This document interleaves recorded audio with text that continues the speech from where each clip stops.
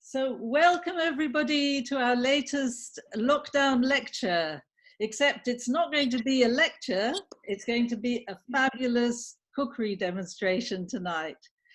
I represent Harif along with 4 other volunteers.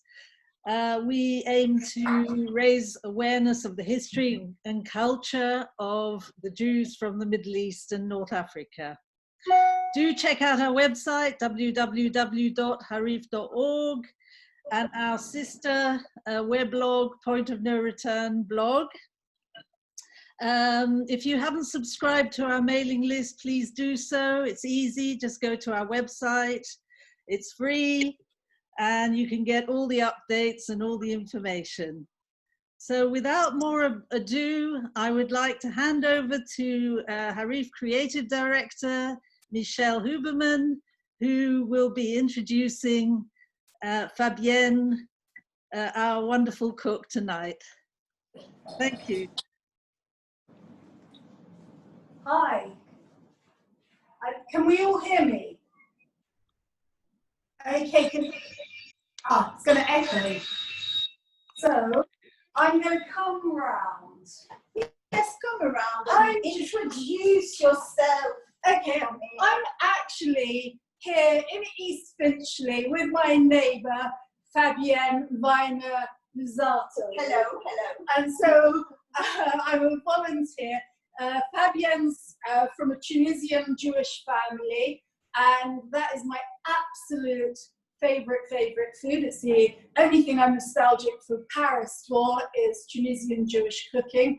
So being in her home is an absolute treat. I cannot begin to tell you the smells that are coming from everything that's laid out. So if Fabienne needs any help, I'm going to be on the side here and I'm very glad to have my lovely assistant tonight. No, thank you for coming. Really appreciate you being here. So I'm Fabienne. I'm the youngest of 7 children. Both of my parents were born in Tunisia, in Tunis. Yeah. My father's parents came from Livorno in Italy. And at home, it was a home full of food because my mother had to cook for 9 people minimum. And on Friday night, we were minimum 20 people around the table. And it was, I was woken up on a Friday morning by the smell of homemade challah and couscous and harissa. I remember my father making his own harissa with a meat mincer. I have this memory of the flat in Paris stinking of harissa for days after that. But it was delicious, and my background is human resources. I worked 10 years in HR, and then one day a friend of mine asked me to cater a dinner party, and I left my job in HR. I was pregnant with my 2nd child, and the rest is history. So I cook for people, I cater for events to up to 50 people. I've done 100 people, but 50 is a good number. At the moment, it's more 10, 12, 4, 5. And I teach adults and children. So here you go. I live in East Finchley, Limit Hampstead Garden suburb, and tonight I'm here to give you a small overview of my cooking style. So which is, we're going to make a kemia. I don't know if anyone is cooking along, but you will have all the recording, you must have received all the recipes, and I have an after service care. You can call me when you do the recipes if you have any questions. So please do not hesitate. We are going to make tonight, I'm going to demonstrate 4 salads, which are not complicated. None of my food is complicated. I can't do complicated. I have, to my mother's knowledge, but she's not here to notice it, unfortunately. I haven't got my parents anymore. I've updated a bit recipes to the British palates, using a tiny bit less spice or a tiny bit less oil. But it's still very delicious. So tonight we're going to make very simple. We're going to make a kemia. A kemia is a Tunisian tapas. It's a lot of different little salads, topped up with. I'm going to show you how to make a fish with harissa and salmon tonight, which I called fish khlayli.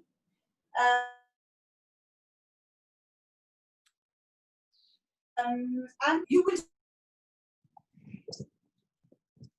see, I will learn and we can unmute you. Not complicated. So, first salad is a very small salad. So, I've got here some. Michelle, we've got problems with the sound. Could you go back to one computer rather than two? I think we're getting very limited bandwidth. Yeah. Computer, okay. Keep to one computer, I think. Okay. Okay. So we're turning it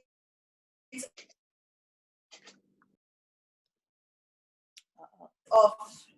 Any better? Is the sound good?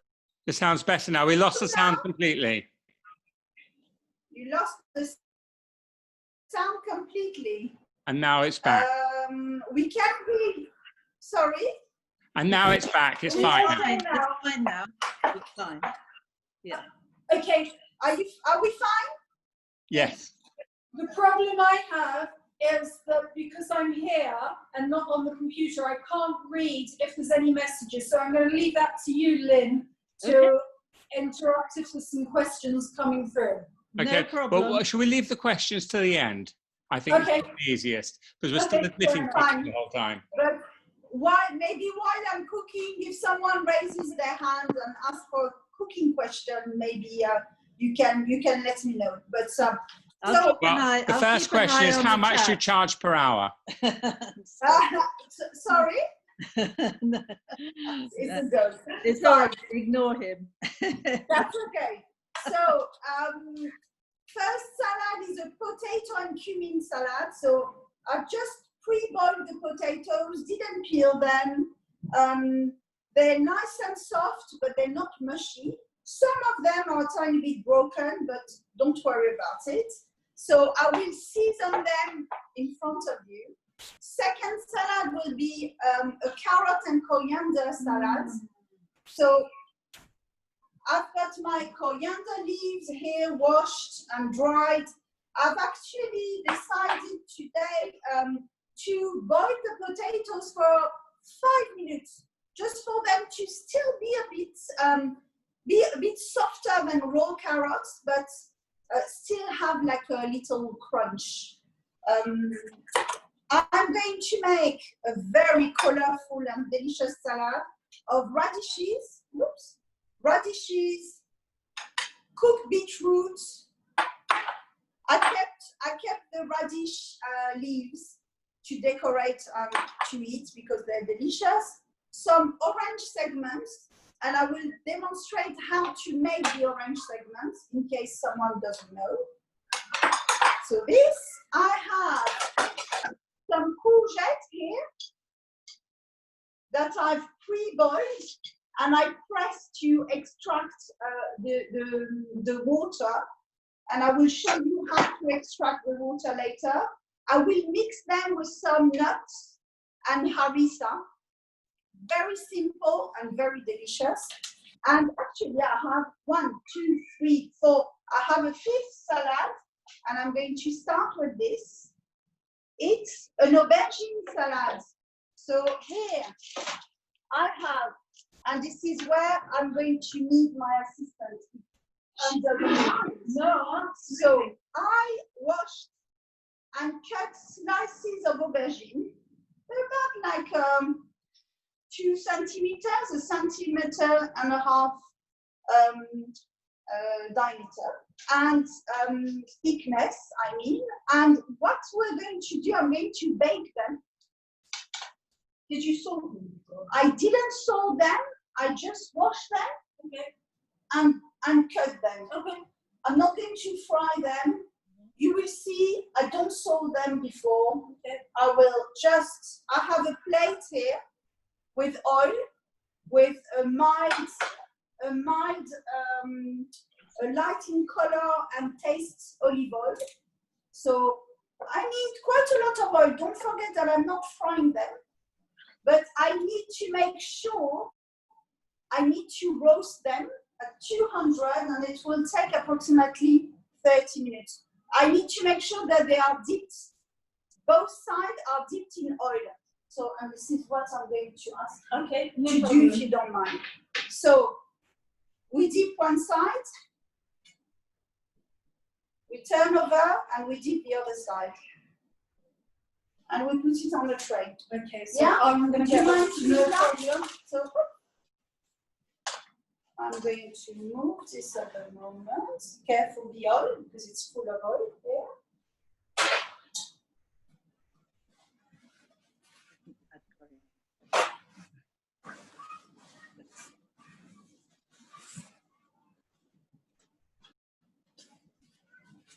And while Michelle is doing this, I also have here a whole aubergine that I'm wrapping in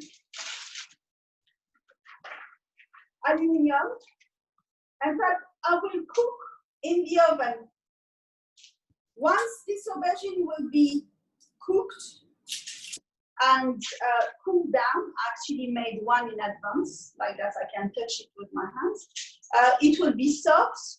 I will remove the humidity, the water created by the cooking process, and I will mix it with caramelized onion that I'm going to demonstrate in front of you, in case people don't know how to make caramelized onions, but it's a simple process. So the aubergine salad is a slice of aubergine, and on top I'm going to have some aubergine, puree of aubergine mixed with caramelized onions. I'm going to put a bit of tahini. So you see, I'm mixing a bit the Middle Eastern influences because I love them as well. Salt, pepper, and I will decorate with coriander or parsley. Anything, anywhere where I'm using coriander tonight. I like coriander, but some people don't like it. It's genetic, actually, if you like coriander or not. You are welcome. Yeah, it's true. Really? You didn't know? Yeah, it's a gene. You like it or you don't like it? Absolutely. Yeah. So, but a lot of people don't like coriander, especially in the UK. It would be interesting to do a little inquiry at the end of the demo. Who likes 7%? Who likes coriander or not? But anywhere I use coriander, if you don't like it, please replace with parsley. Okay? So this is all done. And so all done, and that's exactly what you needed, the amount of oil you need. Perfect. So, yes. So they are all dipped in oil. If you don't dip them enough, they're not dipped enough in oil, they will not cook properly, they will become hard. And the outside of the aubergine, the skin will become like a leathery type of texture. So please respect the oil quantities. It's going to go in the oven, 200 for approximately half an hour. Okay, but we will keep an eye on them. If they go leathery, it's my fault. Yeah, it won't be my fault. No, we give it a picture. Now the screen's just disappeared. But I've launched a poll on the screen. Can everyone see the poll? I'm asking, do you like coriander? Okay. And we have. Okay, so you can press on yes. I love you. Right, we've had 28 people vote, and it's about 2/3 like it and 1/3 don't. You see, Interesting. it's a big question. Okay, I'll end the poll now. We're still getting a few more votes, and it's 70%, 30% now. Interesting. Okay, interesting. So, caramelizing the onions. Yeah, very interesting. Yeah, it will take, so I'm using an electric hob that is not as efficient as my gas hob that is just behind me. But because I don't want to move the camera around, Okay. it's going to take some time. Normally, it doesn't take long at all to fry some onions and caramelize them, but I just want to warn you, don't be surprised if it takes a long time. So again, me and my oil. I'm looking. I noticed that you've got sunflower oil. Yeah, sunflower oil. Why? Because you can't fry anything with the olive oil. It will burn. It's so. And actually, in a lot of Tunisian salads, we tend to use sunflower oil. Why? Because we want the taste of the vegetables rather than the taste of the olive. Interesting. You understand? So you will see tonight. I'm going to use a lot of sunflower oil. So I've got about 3 onions here.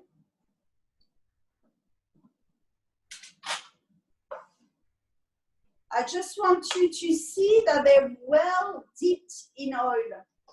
Again, if you don't put enough oil to fry onions, they will burn. They will soften, but not soften enough. And they won't be very nice. The taste won't be very nice. So I might even add a tiny bit more. There you go. So these, I'm going to stir them from time to time. Okay, now I'm going to always do when you have a lot. I don't know if you're going to adventure yourself to do everything at the same time. Will you? I'll try. Yeah. It took me, just for your information, it took me an hour and a half to prep, so to cut everything. Okay. Before the demo. It just gives you an idea of the time preparation of everything before. And out of interest, have you got, this is something during lockdown and having to do so much more cooking, any gadgets for cutting vegetables or just knives? So I use knives, but I bought an interesting gadget actually. I'm so curious about gadgets for cutting vegetables. That's actually, yes, I bought that. I bought that. So it's only because I was with my son. I bought that in the If you have children, don't go out with them to shop. They make you buy. So it's quite a fun gadget. It gets well with it. Yeah, I was pleased with it. It's like a chopper. It's good for yeah, exactly. Just onions. Yes. I was quite. Yeah. I didn't use They had a little video playing in the I shop. didn't use it tonight, but no, a good knife is the best investment you can have. You can do in the kitchen. A good knife. So, just for your information, if you touch meat, I will ask you to wash your hands. Okay. The other side. I have here some lamb, minced lamb, 1 red onion, and some parsley, about 30 grams of parsley. I'm going to make the kefta, okay? Again, nothing complicated. 2 eggs.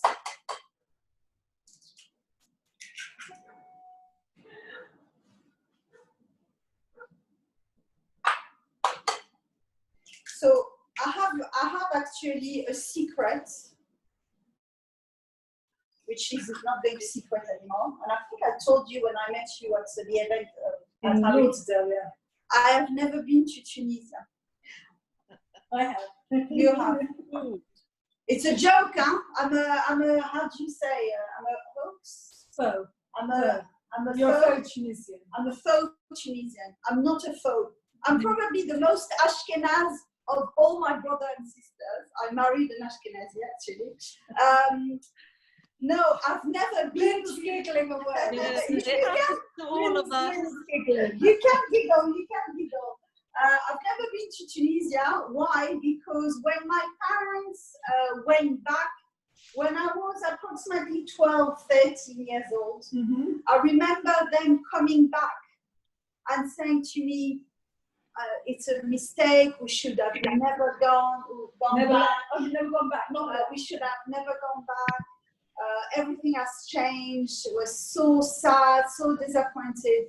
And it left me with, I had a kind of a reaction. Actually, I want to keep the memories as they were telling me they happened, rather than going to places where nothing looks the same. But actually now, but not now, I really want to go. I lost both of my parents.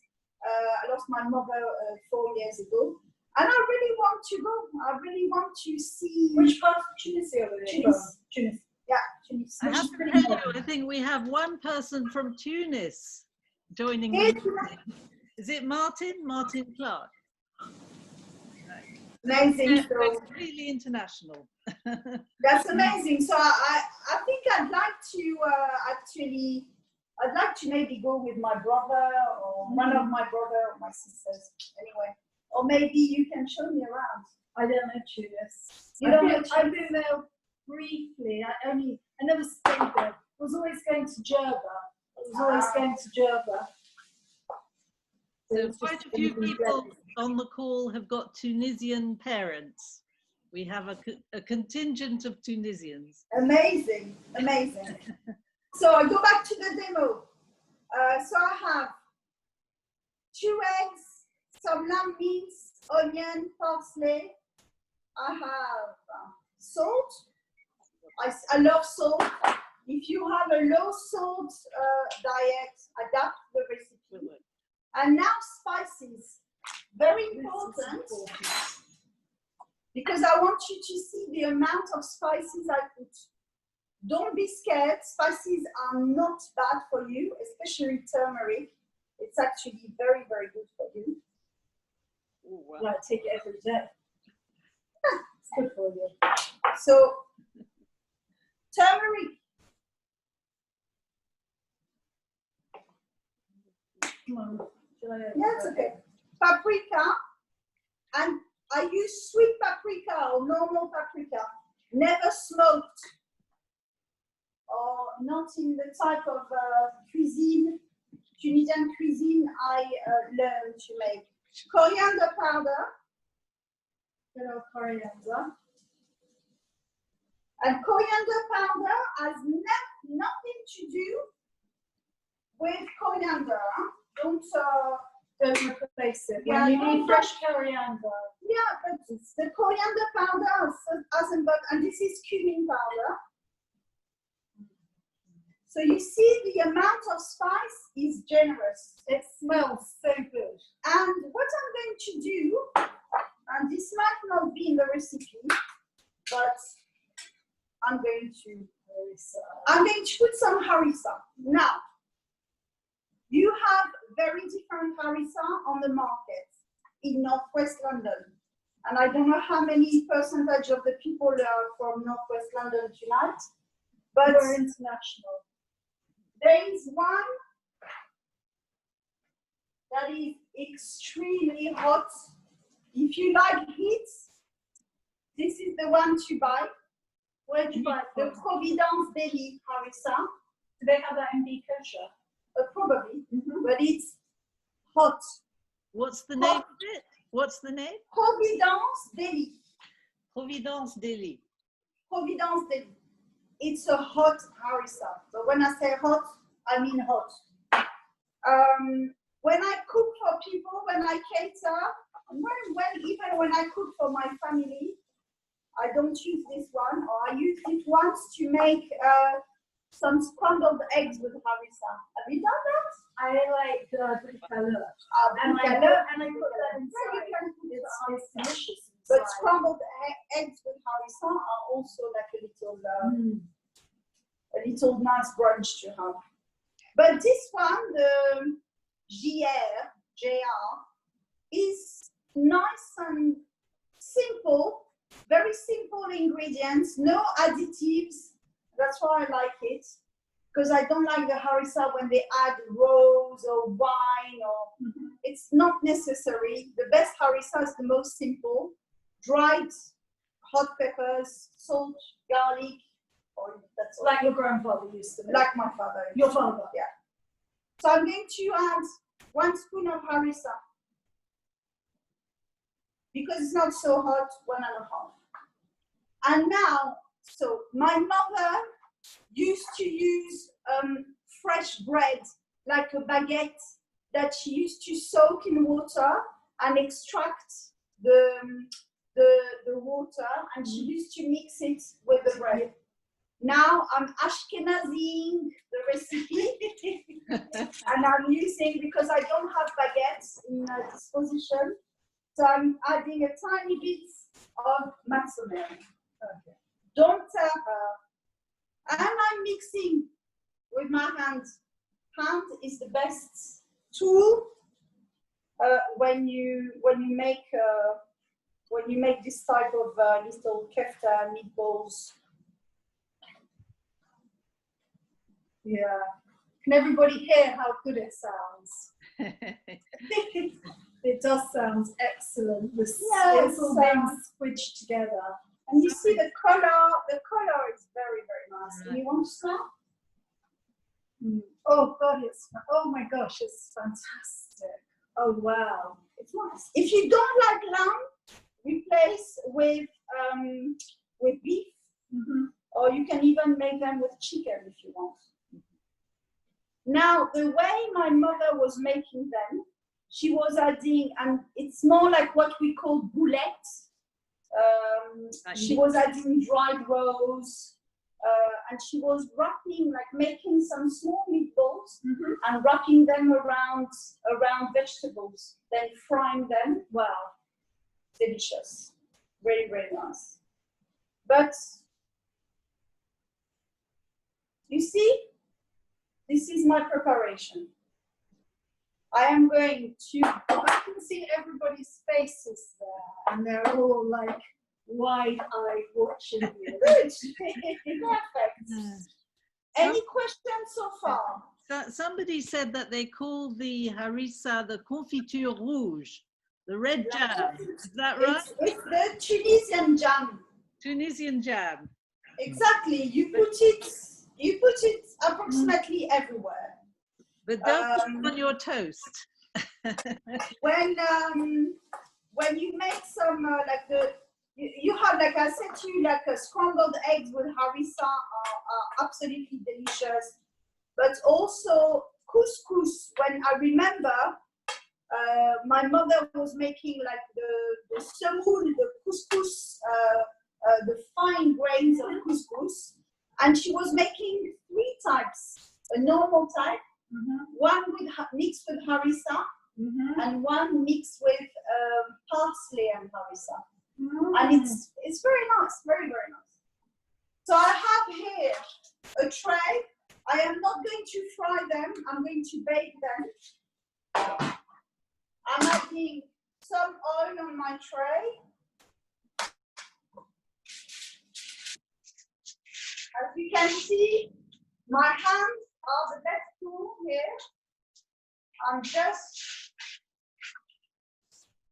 using my hand to put some oil all over the tray. And I'm going to form.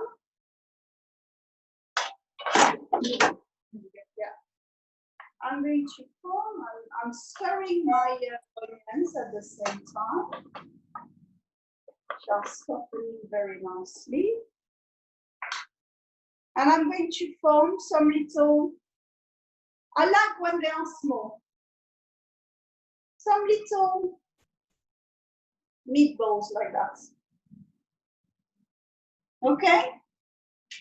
You can flatten them tiny bits so that they will cook more quickly.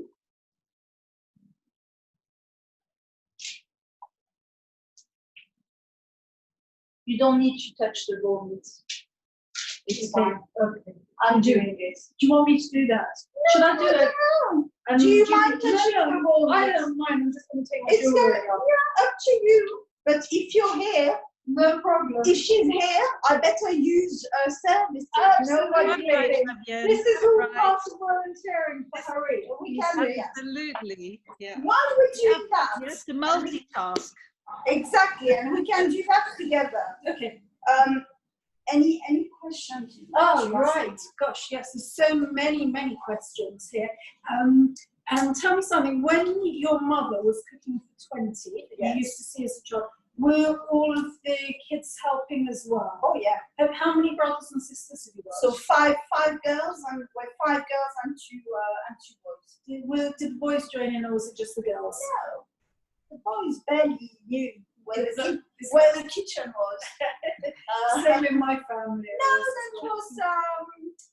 But you know, it wasn't a massive issue at the time, and because my mother had a big role in the family, and it wasn't seen. The fact that my brother didn't really help in the kitchen, my father helps in the kitchen, but apparently it was more of a new thing. He didn't help when I'm the youngest, so I've seen, I think, the best behavior of my dad. And what did your father do? My father in Tunisia was used to work in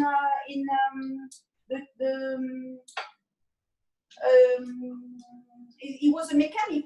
He used to work. He used to work in the train. He used to repair all the trains in Tunisia. Oh wow! Yeah. And could he carry those skills through when he came to Yes, Paris? he worked for Renault. Oh right. Yeah. Okay. For Renault. Fabienne, can you repeat the name of the harissa that you use? The brand. Providence Deli. Right. And the other one you use, which is milder. It's JR. So the initials J and R. Yeah. The JR. initials J. Like Mr. J.R.U. Yeah. By the way, everybody, you'll find all the ingredients and the method on the Harif website. So you don't need to write everything down. And I'll take some photos of the products afterwards. Yes, And so that way way we've got them. we are just going to wash our hands in the other side. Yes. Just 1 minute. Yeah. I do it once. Okay. Then So Elizabeth says her dad always helped with the cooking as well. That's good. They're modern men. These Yeah, Tunisian I men. think Iraqi men were much less helpful. They did the shopping, but I'm not sure they did the cooking.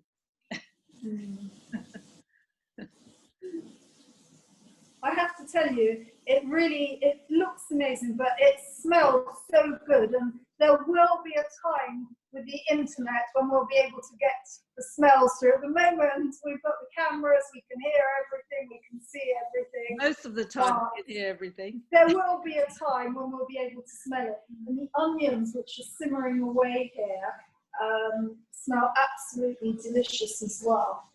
We're doing a great job. Oh, great. I didn't want to ask you before while you were cooking, while you were talking. yeah. So Okay. soap is here. Okay. And paper towel Lovely. is here. Thank you. My hands are stained red now. So our name is very appropriate, wouldn't you, Fabienne? Our name is Harif. Yes. We must have been thinking of you. Actually, we're going to change the name after tonight to Harissa. I'm sure. So I just want to show you. Harif.org. Yes. And I'm going to count them actually. It makes approximately 20 meatballs, 20 kefta. So they are going to go in the oven for approximately 20, it's at 200 the oven, approximately 20 minutes, 25 minutes. I'm French, I like the meat well cooked, but not too cooked, but cooked to the perfection to be safe for people. So it's going in the oven. What we did, we dipped them in oil, we turned them over like that, they were dipped in oil on both sides. Okay? So the deal is here. Okay, lovely, thank you.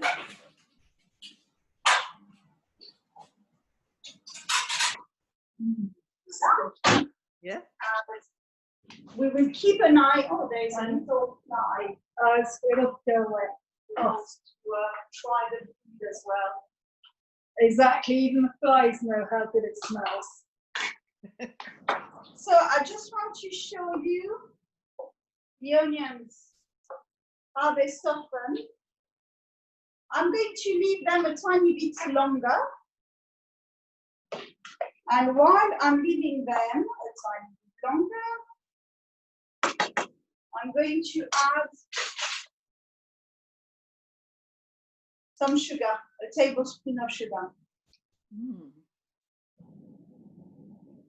And I noticed you use white sugar, not brown sugar.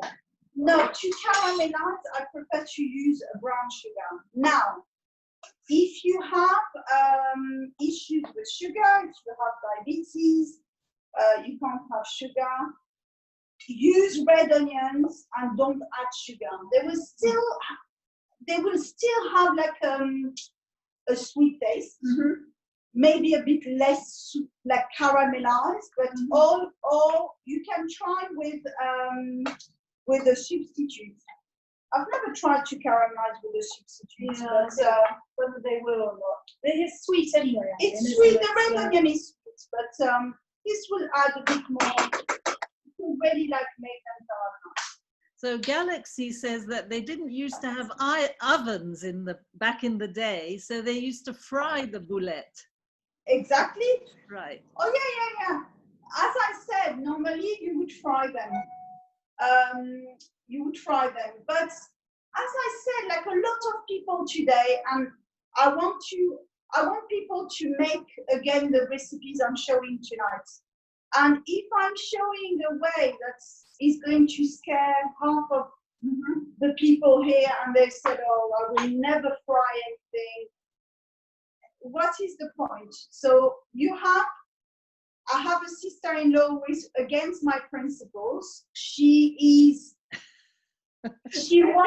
might be watching, be careful. No, I don't think so. Caroline, are you here? No, I don't think so.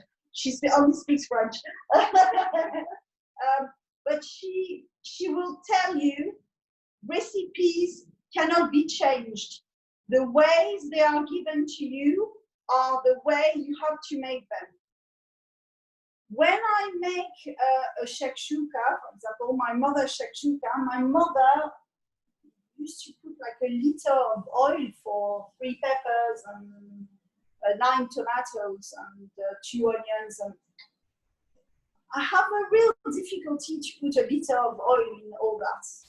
So I use like 350 ml, and I see how they look.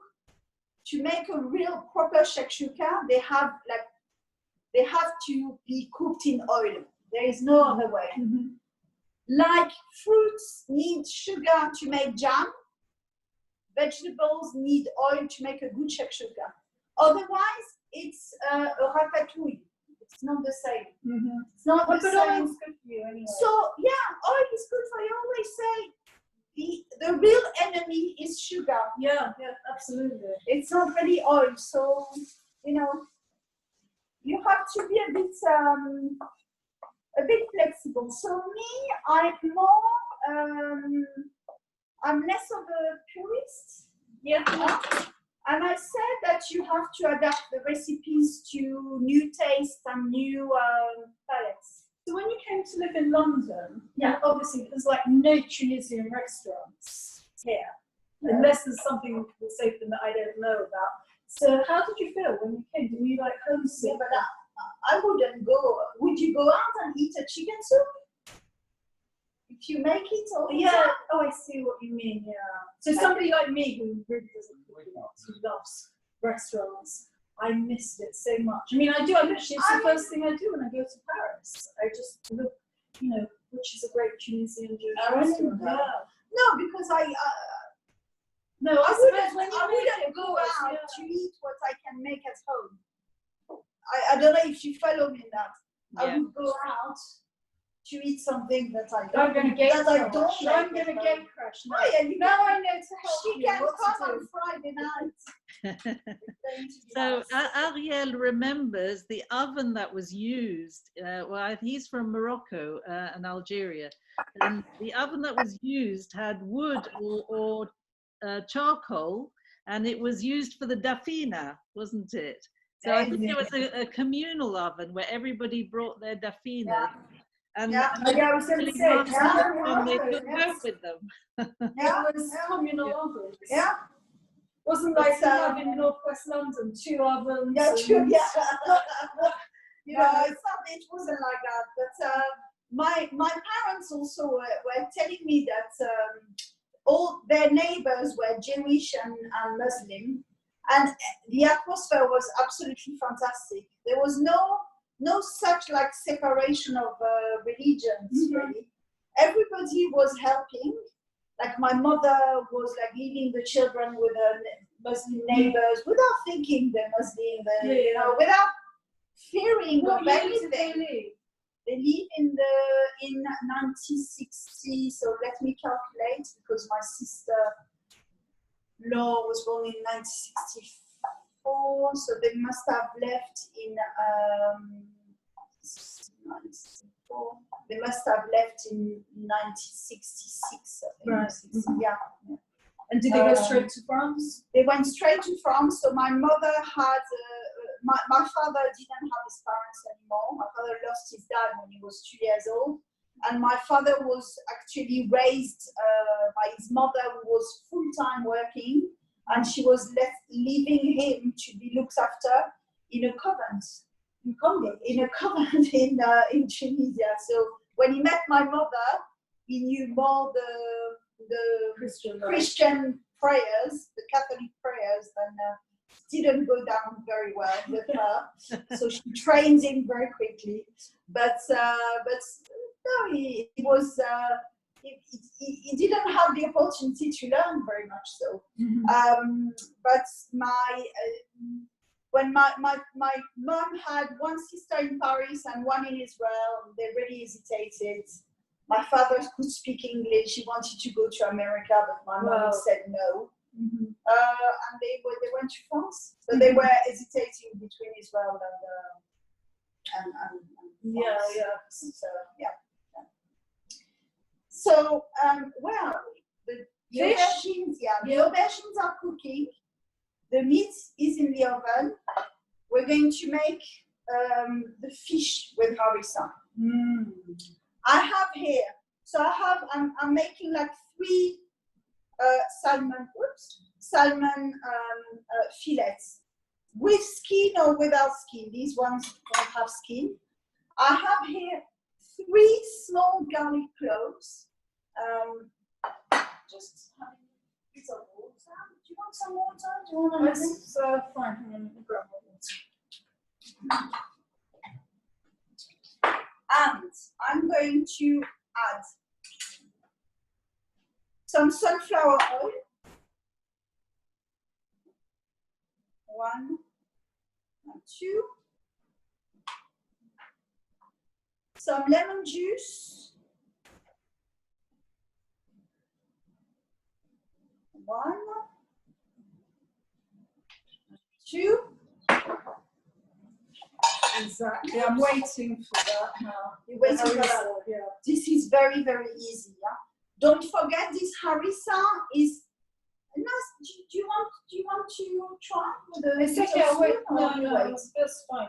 So honestly, no, I can't see. She's not very adventurous. Not meat. So I'm going to add 1 spoon like this. Okay. A bit more generous.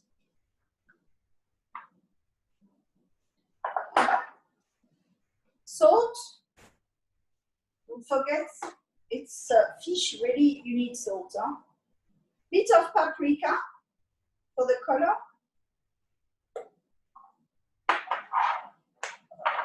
Tiny bit of turmeric. And now I'm just like mixing everything just to create like a little paste. So you can marinate the fish, but you don't have to. I very, very rarely have the time to marinate.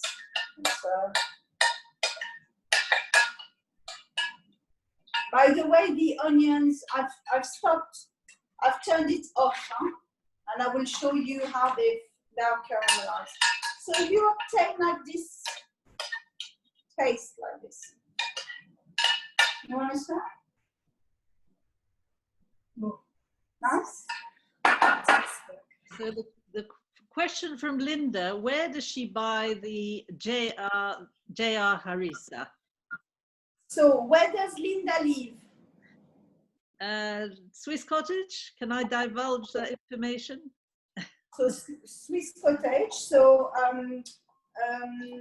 if she adventures herself to Golders Green, I'm sure that's quite possible.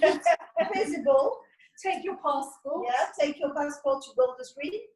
The best shop and one-stop shop would be Kosher Kingdom. I don't have any shares at all in this shop. I was going to say, I hope for next time they give you a free shop. I would like them to, but no, I don't have any shares. So what I'm doing, Kosher Kingdom in the fridge next to the hummus and everything. So you see, I'm like dipping the fish. I would use my hand, but I don't want to have smelly fish hands. But you make sure that you dip the fish in the sauce, all the sides. Can you use white fish for this, Fabienne? You can use white fish, definitely. You can use fresh tuna, you can use white fish. There is one white fish I really like to use is gurnard, but you don't find it very easy. Yeah, it's a very meaty fish. If you use white fish, you can use cod, but be careful, it's very flaky, so you have to be careful how to So here you go. This is the fish uncooked. It's going to go in the oven for about 10 minutes.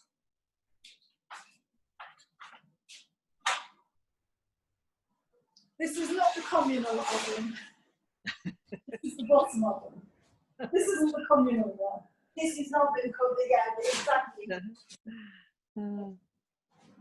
I am just turning the aubergine around, because you know in every oven,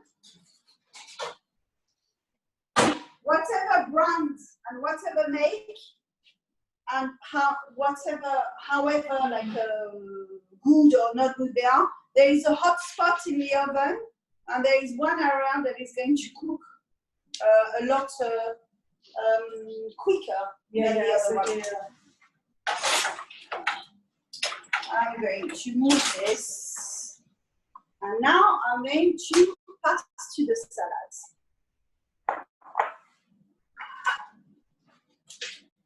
Do you remember I said to you that I wrapped an aubergine in the oven with the aubergine that we are roasting?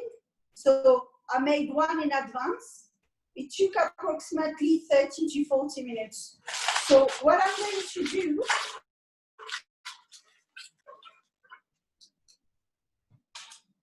I am going to, there is my daughter Yael here in the background. You can say hello. I'm going to cut the end. You can keep the skin on. Oh, it's delicious.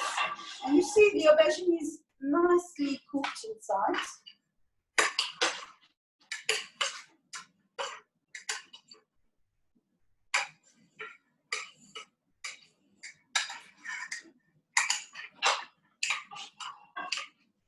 So I'm just cutting the dicing it up. Yeah, I'm just really like cutting it small.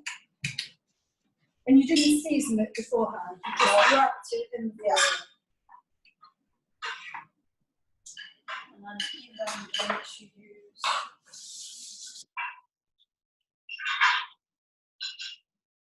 like a knife and a fork just to like really like chop it roughly, but quite gently. Yeah. Everybody can see what I'm doing? Yeah? Yes. Question, is the aubergine peel soft? It must Oh be. yeah? Yeah. It feels very soft. Yeah. It feels soft. Maybe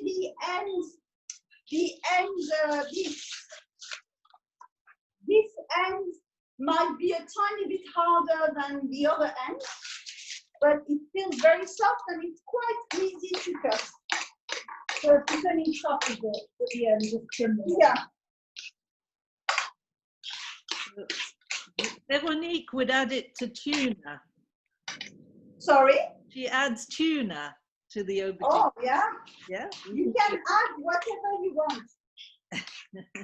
So I'm wondering what this is going to be added to. So,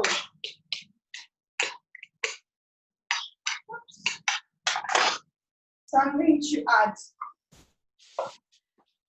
the caramelized onion, and you see how nice and brown and I think maybe tip it further forward. yeah, That's it. can you see Yes. the consistency? So I'm trying to like remove the oil of this. You don't need all the oil. So 1, 2, maybe a tiny bit more. A bit of salt.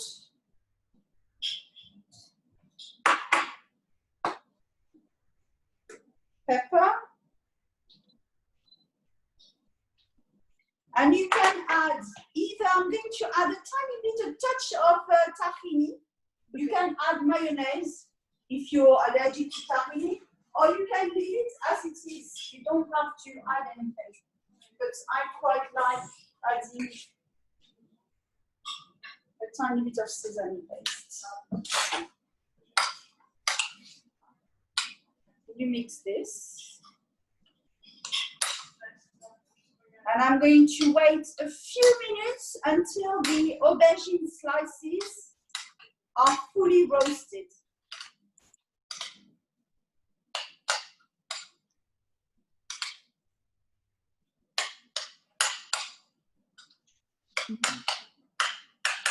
So this will go on top of the roasted aubergine.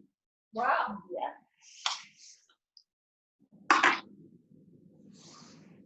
Let me on the table.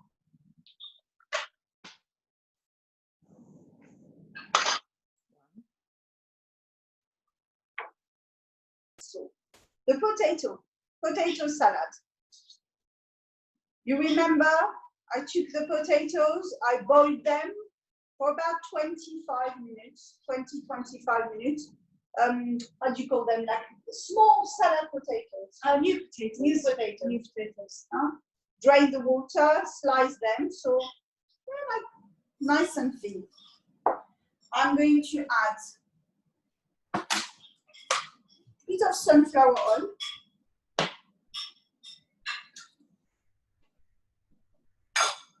Lemon juice.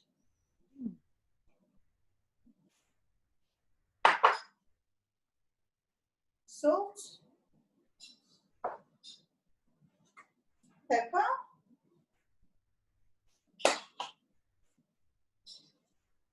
and cumin powder. No harissa. No, you can do the potatoes in several ways. Okay. Potatoes with cumin, potatoes with harissa, potatoes with coriander powder, potatoes at all the sauce that you want. Sometimes, and it's very nice, you can grate some hard-boiled eggs on top. Oh, nice. Yeah, it's lovely. So this. Fabienne, just a question about the aubergine. Yeah. Do you keep the seeds inside the aubergine? You don't take them out when you were chopping them. You were doing the whole thing, weren't you? The whole thing. Yeah. Everything was used. Everything was used. Everything was used. It looked easy to do, I have to say. What did you do? You wash the aubergine, you wrap it. It looked easy to do, I have to say. Except the caramelized onions, a tiny bit more technical, but not too technical. Now, one very, very important step is to try before you put on the table. Would you like to try? Absolutely. You correct the This seasoning. is what you've been waiting for, Michelle. Exactly. You correct the seasoning before you put on the table. So,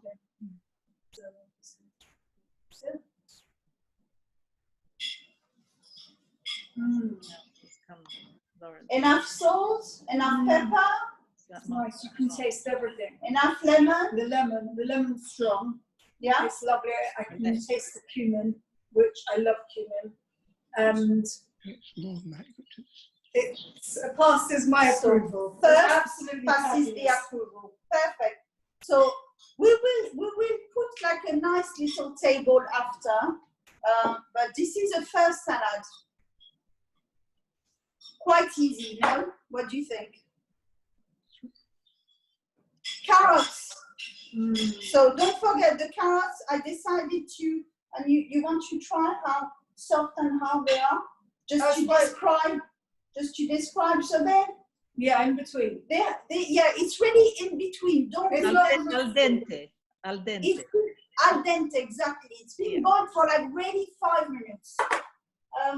I'm just going to check the fish because I'm very peculiar of not overcooking the fish. Otherwise, it's a disaster. Is there anything you want me to do while you're checking the fish?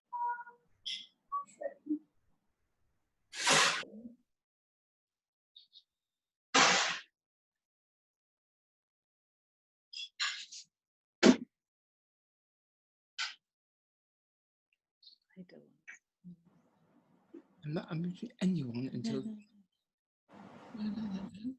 Don't just happen to be sitting there, just leave it.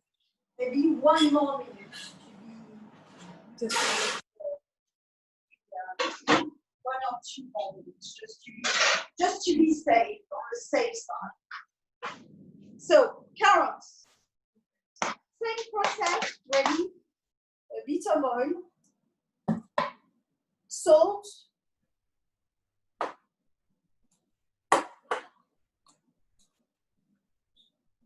Pepper, lemon, and I'm going to put some coriander powder. Did you put the cumin in there as well? No. No. Coriander powder. And what I'm going to do, and I might ask my lovely assistant to do that, is to take some coriander leaves and just to like remove them from, it's been washed out, obviously it's been like washed before, and just like remove them from the soil. Okay. You want to do that? Yeah, I'll do that. I'm like demonstrating another one. Yeah, no problem. Yes. Just tell me when, just keep an eye so that I'm doing the right amount.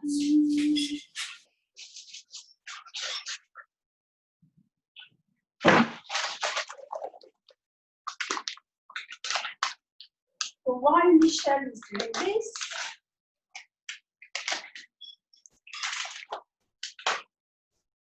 I'm going to have a look at the fish.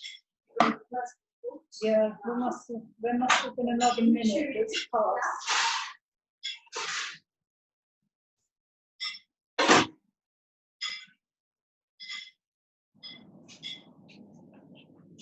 And this is the fish.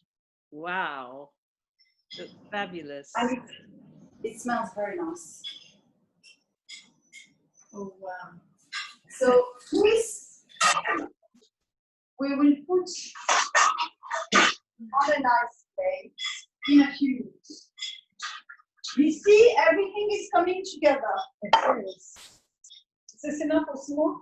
Tiny bit more. Okay, Tiny bit more.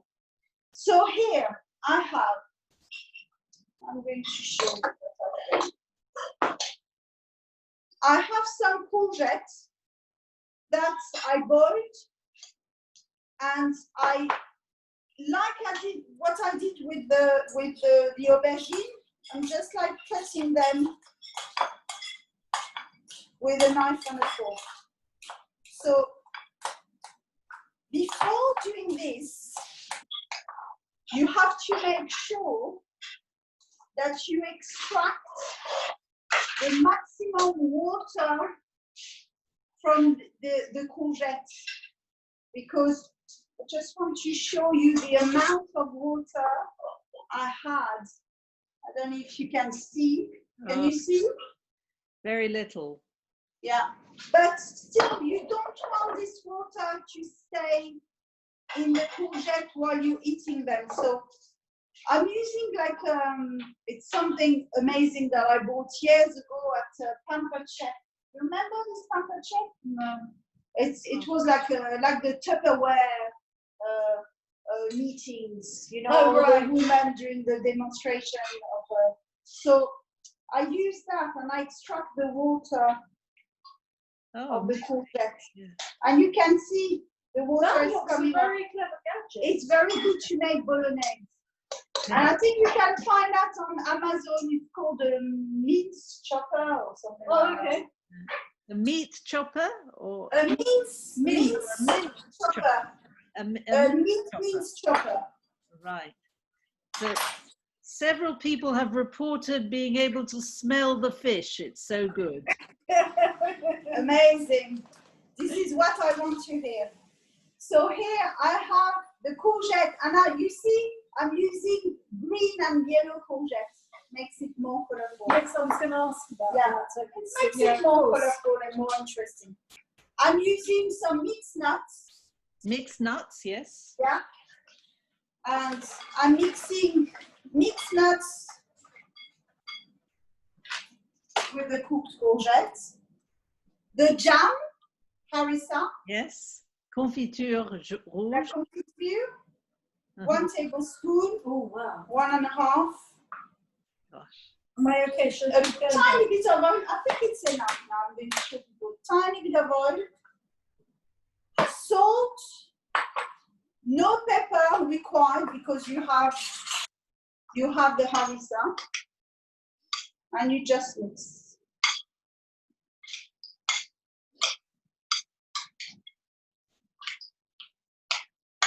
We're going to add a touch of lemon juice. Do you use commercial lemon juice or you squeeze it? No, I squeezed it. No, I squeezed the fresh lemon juice. I prefer it's like garlic. Yeah, no, I use fresh garlic and I use fresh onions. It just looks so even. That's why I've done it before. when everybody was probably happy. Okay, clean spoon. You're not allergic to nuts? No. So if you have people allergic to nuts, you can replace with, I have made it with green lentils, and actually don't listen to what's written on the packet of the green lentils. Cook them for 15-20 minutes. Don't cook them for 40 minutes, like what's written in the packet. Okay. So they can stay crunchy and you can have the same effects as the nuts. So don't use the fork I was using before. No, because I don't double. We have a question, are the nuts roasted? The nuts are not roasted.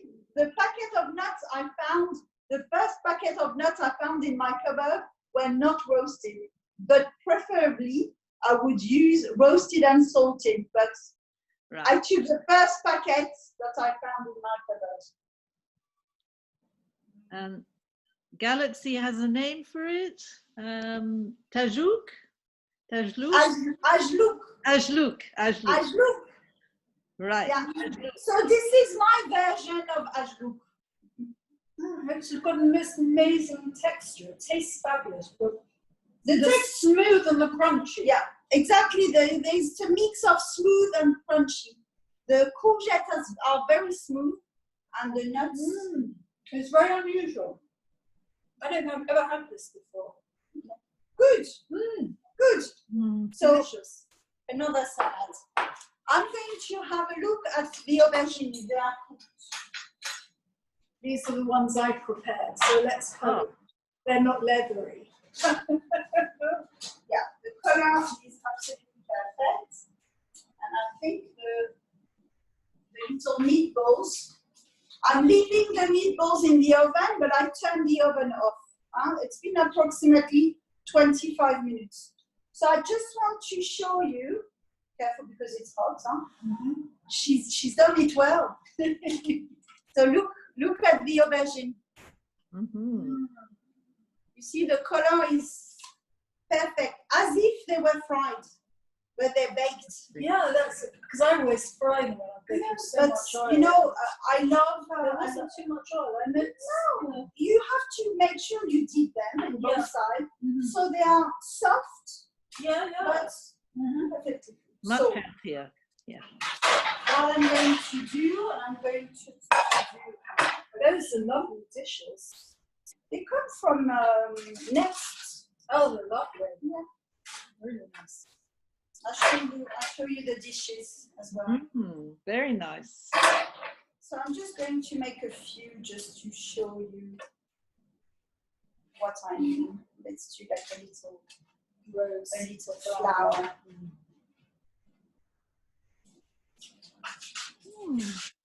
Very pretty.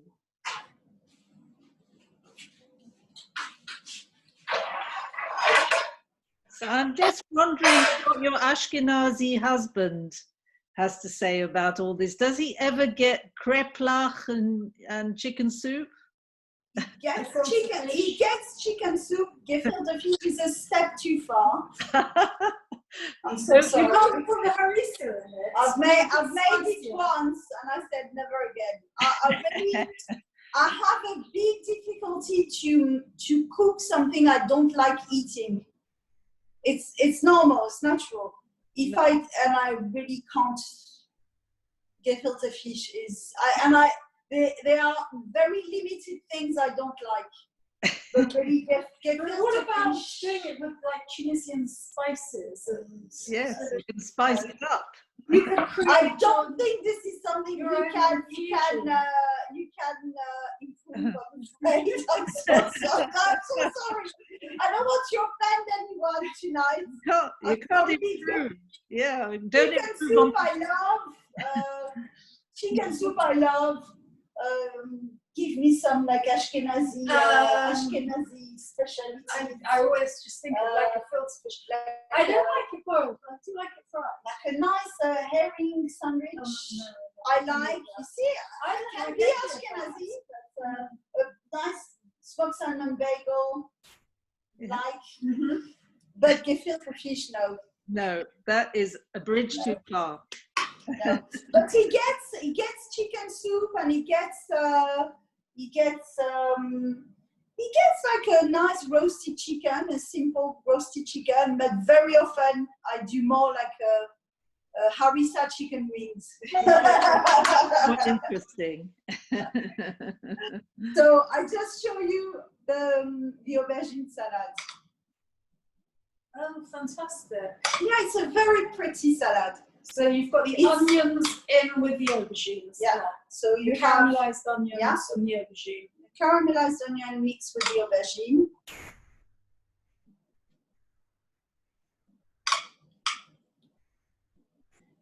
It's a very nice canapé to serve.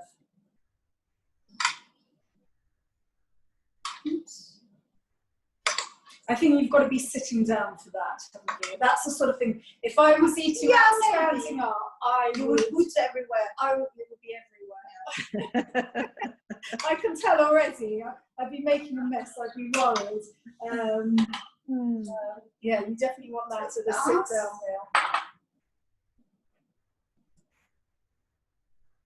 So I'll just show you. I've just put a spoon of mixture of aubergine, onions, and tahina, and I'm just decorating now with some coriander We have the leaves. tahina in there as well. But we're going to get all the recipes on the website, so you don't have to worry, because I'm definitely going to be trying this. Definitely. The website is I've had enough salads. www.marie.org, if anyone. Yeah, so you see how pretty it looks? Very pretty. Very pretty. They're a tiny bit too warm. Would you wait or you can't Don't wait? worry, I'm going nowhere. I'm I'm going going to nowhere. stay I'll here. have them afterwards. So, Because I know that I will make a mess of them in front of the camera. You see, I've got a white top on, and Yeah. I can guarantee if I try that. Yes. so I have here. Don't worry, we will forgive you. I'm sad that Lynn can't try. I'm sad that you can't. I'm very sad, Fabienne. Well, Very as soon sad. as lockdown's over, we'll have to do a live event, another event We where will. we invite everybody along and I think it would be have a lovely. tasting and It would be lovely to do please that. God there'll be lots of simples soon. So I just show you the carrot coriander salad. So Michelle just cut some coriander leaves and I'm just mixing them. Usually I would mix with my hands everything, but I don't want to be washing my hands we wash them enough at the moment. So, Yes. so this is the carrot salad. Very nice. I'm going to put the potato salad here, and I'm going to show you very quickly, because I'm aware of the time. We've done like a tiny bit more than requested. The last salad. So I have radishes, beetroot, the radish leaves here, orange segments, and I'm going to show you how to cut an orange just segment. amazing. I So think it smells from the carrots. It's fabulous. probably, yeah, from the coriander powder. So what you have to do, you have to cut both ends of the orange, and you have to use like a serrated knife and just go well next to the flesh, you see, just to have the flesh of the orange. I'm not volunteering for this. This is the parts where I'm terrible at cutting food. Really? Yeah, that's why I was Well, you looking need for gadgets. I drive everybody mad. You need a good knife. Victorinox serrated knives are the Okay. best. I actually use them for almost everything. That's what I was told actually, because I was asking like on Facebook friends, what's the best gadget, and everybody came to the conclusion that it was good knives. Good knives are the best gadgets. So you see, Fabulous. and now you cut it in half. You remove the center.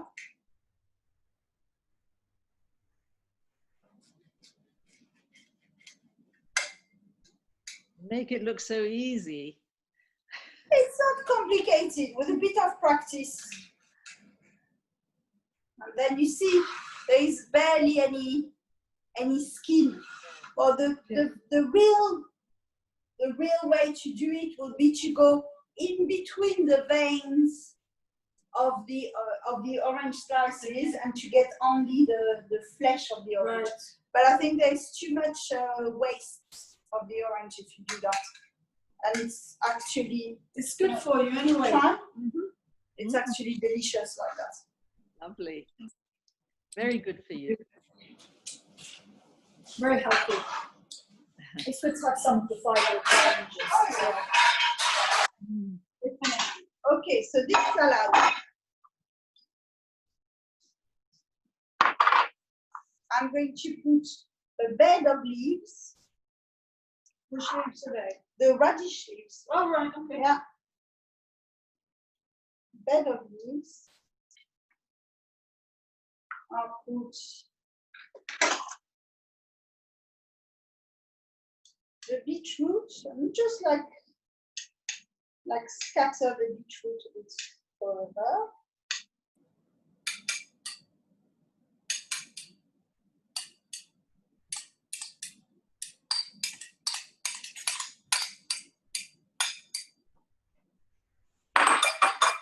The radishes.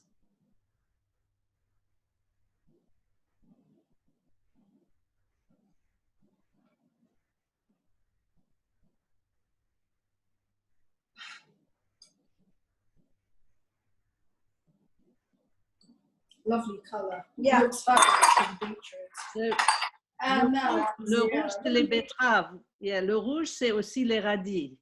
That's right. With the red, lovely. Those are my colours. So fabulous. Yeah, with the orange. the oranges. That's a lovely blend. Ida's mouth is watering. Very nice, very fresh and lovely. If I wasn't standing here, I would be flicking through everybody's face and screenshotting everybody when their eyes are opening So up. now, you notice you have some like orange juice, don't waste it. All over. And this, I will add a bit of olive oil. Really? Yeah, tiny bit of olive oil.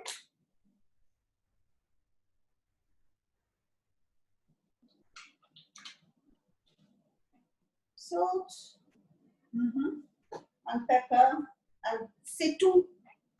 That's it. So oranges are used quite widely, aren't they, in salads? Are they? Yeah. Yeah. So let's put everything here, and I'm going to take the meatballs from the oven. Wow. Who's hungry? Put your hands up if you're hungry.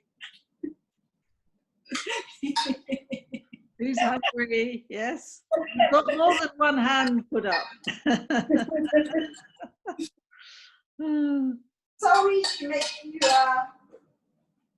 We're coming over, Fabienne. I'm not revealing the address. We know. Otherwise, there'll be a queue like there is outside the supermarket. So then they'll be down this road. It's all about Google, so you can we know find it. you're somewhere in East Finchley, and we will just follow the smell. I'm just taking the meatballs. Yes. And I'm with you in 5 minutes. Not even.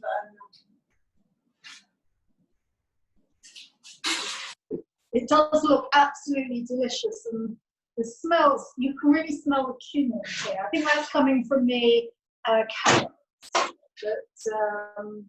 there is a big temptation here to have a cook them, not want.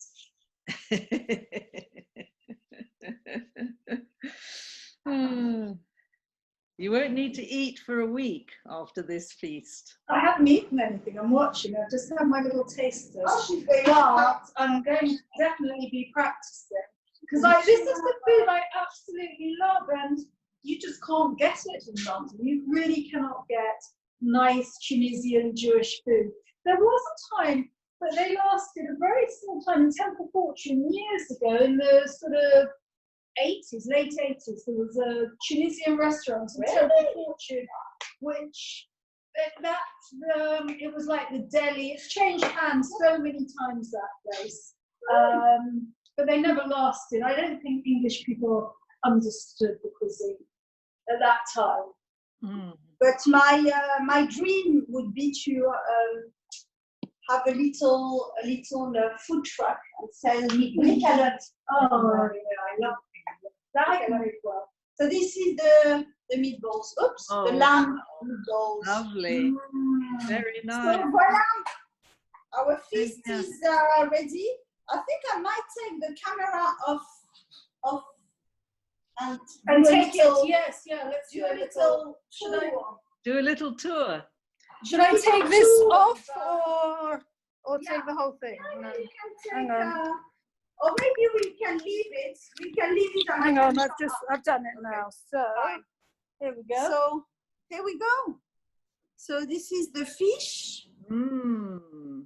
the courgette salad, Wow. the potato with cumin, the little meatballs, kefta, the very colorful salad, radish, beetroot, orange, Such a lovely mix.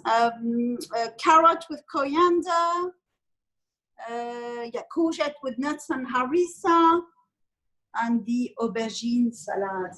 Well, that is absolutely fabulous. Voila! We're going to take a nice picture of it all. Yeah, we'll take photos of everything. And I hope that you enjoyed everything. We certainly did. Thank you very much, Fabienne. And You are welcome. bon Any, appétit. merci. Any questions? So I don't think there are any questions. There's a comment, say lots of compliments. Congratulations. Thank you very much. Thank you. Thank you. Lovely. Thank you.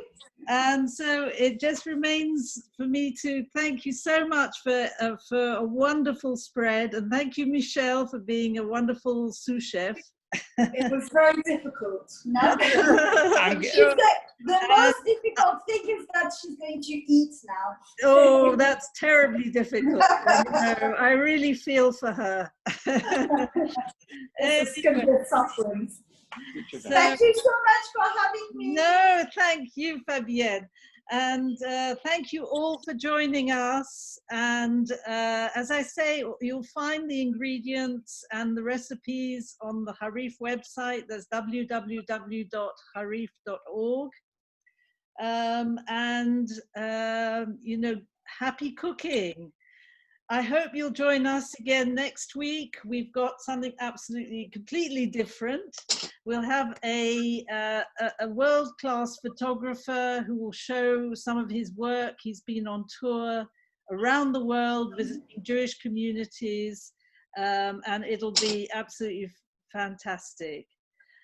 So please do join us again. Amazing. And thank you for coming, and stay safe, stay well, and see you again soon. Thank you. Bye. Bye. Unmute anyone who wants to say their goodbyes now, so you can say whatever you like. Okay. Goodbye. Thank you. Thank you very much, and goodbye. Looks delicious. Bye. I'm going to Well, can I give you a plate? And can you sit down and eat? I think I'll do my very best. Thank you. Bye-bye. Thank you. Bye-bye. Thank you. Goodbye.